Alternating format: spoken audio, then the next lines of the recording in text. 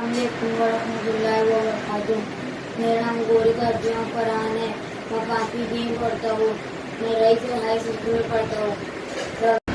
رمضان مبارک وہ مقدس مہینہ ہے جس کے بارے میں حضور محمد صلی اللہ علیہ وسلم نے فرمایا ایک برکتوں کا مہینہ ہے۔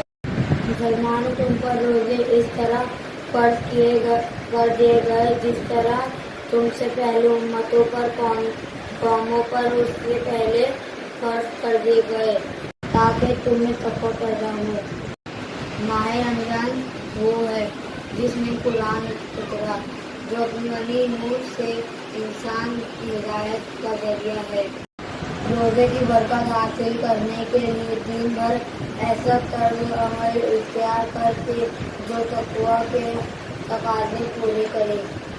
جو اس مہینے کو زندگی میں پائے اسے چاہے روزہ رکھے، اور جو مریض یا مسافر ہو وہ بدلے دوسرے دنوں میں روزہ رکھے۔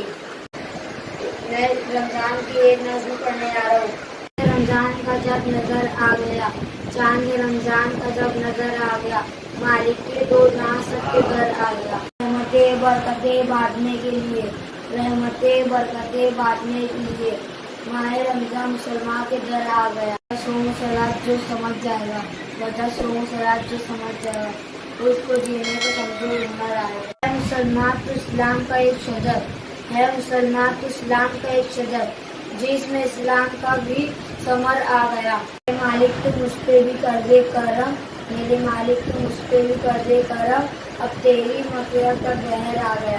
چاند رمضان کا جب نظر آ گیا، چاند رمضان کا جب نظر آ گیا، مالک دو جہاں سب کے در آ گیا۔ شکریہ۔